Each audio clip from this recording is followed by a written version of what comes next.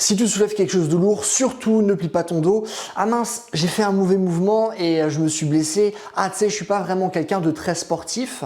Ce sont des phrases qui sont couramment utilisées et dont le sens semble être le suivant: notre corps n'est pas fort. Et si on ne l'utilise pas dans des fonctions excessivement restreintes et précises, comme le fait de toujours soulever quelque chose avec un dos droit, eh ben il va se briser. Donc concrètement, soulever un objet peut nous briser. Rester assis toute la journée peut nous tuer. Ne pas s'échauffer peut nous blesser. Et dans ce cas-là, à quoi bon faire quelque chose si notre corps est si faible en premier lieu? Et comme le disait Nietzsche, ceux qui déroulent du pessimisme, c'est la doctrine de l'absurdité de l'existence. Mais les phrases que je vous ai partagées, en plus d'être pessimistes, s'inscrivent dans une mauvaise compréhension à la fois du corps et de la littérature scientifique, parce que en effet, vous n'êtes pas faible et au contraire, vous êtes même très fort, mais vous ne le savez pas. Et dans ces vidéos, je vais justement vous expliquer pourquoi c'est le cas et surtout comment vous allez pouvoir développer une force incroyable en ayant un corps vraiment solide, fonctionnel et compétent, et même si vous n'êtes pas sportif. Alors le premier point excessivement important que je souhaite aborder, c'est l'antifragilité. Notre corps est antifragile, c'est-à-dire que lorsqu'on va le confronter à du stress, à de la volatilité, à du chaos, eh ben il va se renforcer. Et ça, c'est une propriété qui est excessivement importante à signaler dans la mesure où ce n'est pas le cas de l'écrasante majorité des entités qui constituent cette planète. Par exemple, un verre, vous le faites tomber, il se casse. Ok? Pourquoi? Parce que ce verre est fragile. Et parallèlement à ça, il y a également les objets qui sont solides, comme par exemple une barre en fer. Vous la faites tomber, elle ne va pas se casser parce qu'elle est solide. Néanmoins, si maintenant vous effectuez un stress répétitif et sur une durée suffisamment longue, eh ben ce stress va abîmer la barre en fer. Elle va s'abîmer de plus en plus, contrairement au corps qui lui va toujours se renforcer. Et ça, c'est une propriété qui est excessivement importante à garder en tête, et c'est notamment une propriété qu'utilise le coach Christopher Sommer, qui était un ancien coach de l'équipe nationale de gymnastique aux États-Unis. Et lui, ce qu'il faisait, c'est justement faire travailler ses athlètes dans des degrés et des amplitudes qui sont compromettantes. Typiquement des positions d'entorse. Pourquoi on a des entorses dans des positions d'entorse? C'est justement parce qu'on n'est pas suffisamment fort dans ces positions-là. Et vu que notre corps est antifragile, ça veut dire que à force d'habituer notre corps à ce genre de stimulus, et ce de manière intelligente, de manière progressive, eh ben notre corps va devenir de plus en plus fort dans ces amplitudes-là. Et donc, à force d'être plus fort, et ben ça va baisser notre risque d'entorse, alors que c'est une position qui est dangereuse. Mais puisqu'on est antifragile et puisqu'on a travaillé de manière progressive, on a pu justement rendre le corps solide par rapport à cette situation qui est là. Et c'est exactement ce que dit Ido Portal, qui est un coach en mouvement qui est très réputé, qui a travaillé avec énormément d'athlètes de niveau, dont par exemple Conor McGregor, qui est un combattant d'arts martiaux mixtes. Il lui disait que il n'existe pas de mauvais mouvements, il existe juste une préparation qui est insuffisante. Et que tout est dans les nuances, c'est-à-dire que l'exemple qu'il donne, c'est que l'eau, si vous en avez besoin, si vous êtes dans un désert, eh ben l'eau peut sauver votre vie, mais l'eau peut également vous noyer. Donc, c'est pas l'eau qui est mauvaise en tant que telle, c'est le contexte dans lequel l'eau est utilisée. Donc ça, c'est aussi quelque chose de très important à garder en tête. Alors le deuxième point que je souhaite partager, c'est que le monde est moins dangereux que ce que vous pensez. Vous allez voir que j'ai structuré cette partie-là en deux sous-parties. Premièrement, je vais vous parler de la posture, des douleurs et des blessures, et deuxièmement, je vais vous parler des échauffements. Alors, on va tous commencer par la première sous-partie, et sachez que j'ai fait énormément de vidéos à ce sujet avec énormément de citations scientifiques par rapport à chaque argument que j'avance. Donc je vais pas tout répéter là maintenant, mais je vais vous faire un résumé qui est court. C'est que premièrement, soulever quelque chose de lourd avec le dos rond ne va pas directement vous donner une hernie discale, ok? Ne va pas directement vous blesser, c'est quelque chose qui est faux. Deuxièmement, rester assis avec le dos rond ne va pas automatiquement créer une douleur chronique. Vous n'avez pas besoin d'avoir une posture parfaite lorsque vous êtes assis. Troisièmement, même quand on pense soulever quelque chose avec un dos qui est droit, eh ben les études nous montrent que notre dos n'est pas vraiment droit. Il y a toujours certains degrés de flexion et d'extension, et que cette même idée d'avoir un dos droit, c'est une idée qui est erronée. Et dernièrement, la littérature scientifique ne montre pas de liaison directe entre le fait d'avoir une bonne posture et le fait de ne pas avoir mal. Donc ça, c'est vraiment des choses que vous devez garder en tête, parce que ça va améliorer votre optimisme par rapport à votre propre corps et par rapport à la vie de manière générale. Maintenant, le deuxième sous-point que je souhaite aborder, c'est les échauffements.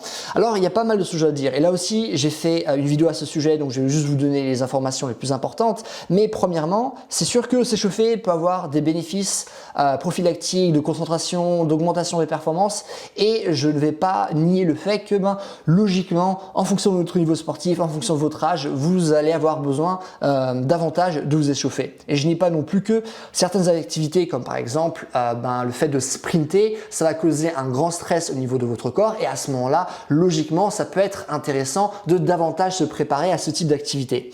Mais parallèlement à ça, j'ai 6 points à vous partager. Premièrement, c'est que la littérature à ce sujet n'est clairement pas suffisamment avancée et concluante pour dire justement que c'est sûr, lorsque vous allez vous échauffer, ça va grandement diminuer votre risque de blessure. Deuxièmement, il n'y a pas de bouton de marche ou de bouton de pause dans votre corps. C'est pas là vous faites rien et du coup il faut mettre en place différents systèmes pour mettre votre corps en marche. Ok, il n'y a pas de bouton de pause, il n'y a pas de bouton de marche. Votre corps fonctionne constamment et il n'y a pas de souci avec ça. Troisièmement, à part nous qui s'échauffent, est-ce que vous avez déjà vu un lion s'échauffer avant d'aller tuer une gazelle? Bien sûr, j'essaie pas de faire d'arguments fallacieux en mode voilà comment ça se passe dans la nature, donc ça veut dire également pour nous qu'on n'en a pas besoin. C'est pas ce que je suis en train de dire, mais ce serait quand même curieux que nous soyons réellement la seule espèce qui ait besoin de s'échauffer avant de fournir un effort qui est sportif. Quatrièmement, beaucoup de coachs réputés, dont par exemple Philippe Chubb, duquel j'ai déjà beaucoup parlé, qui est un coach américain, estiment que la majorité du temps, les échauffements ne sont pas nécessaires. Et moi, par exemple, et ça c'est le 5e point, c'est que ça fait 3 ans que je ne m'échauffe plus du tout.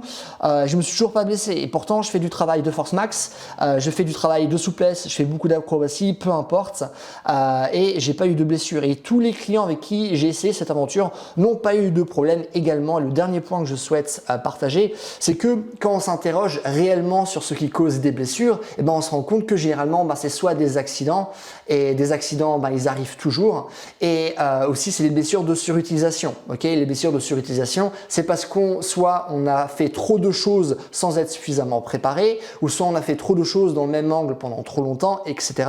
Mais ce ne sont pas des blessures qui sont dues à des échauffements proprement dits. Ça marche. Donc c'est dur aussi de montrer une relation directe entre le risque de blessure et les échauffements de manière générale. Ça marche?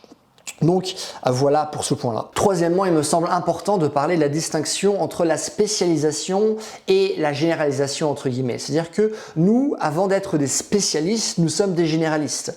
Comme le dit Andrew Huberman à de très nombreuses reprises, Andrew Huberman qui est un neuroscientifique qui dirige un laboratoire à l'école de médecine de Stanford, c'est que une des raisons pour lesquelles notre cerveau est si grand en premier lieu, c'est notamment de par notre complexité de mouvement. Et quand on y réfléchit, en effet, il n'y a aucun animal, je dis bien aucun animal, qui a une complexité de mouvement aussi élevée que la nôtre. Et c'est clairement une des raisons pour lesquelles nous sommes arrivés au point où nous en sommes aujourd'hui. Ça marche par rapport à l'évolution. Bien sûr, il y a d'autres facteurs qui rentrent en compte, mais ça, c'est un des facteurs importants qu'il est important de garder en tête. Et aussi, toujours par rapport à ça, imaginez donc, on a un corps qui est tellement fort et versatile, qui peut travailler dans plein de situations compliquées et inconfortables, qui peut grimper, qui peut sauter, qui peut ramper, qui peut se battre. Et pourtant, si on ne reste toujours pas droit, si on ne s'entraîne pas de la manière ultra spécifique de tel ou tel coach, ça va faire en sorte qu'on va toujours avoir mal et être en bonne santé. Donc, bien sûr, ce n'est pas une raison de faire n'importe quoi et de ne pas avoir de démarche qui est intelligente, mais bon, réfléchissez bien à ça. Quatrièmement, j'aimerais vous parler de faits uniques, entre guillemets, c'est-à-dire que lorsqu'on regarde à ce que les êtres humains sont réellement capables de faire avec leur corps, on se rend compte qu'on arrive à faire des choses qui sont littéralement incroyables. Je dis bien littéralement incroyables.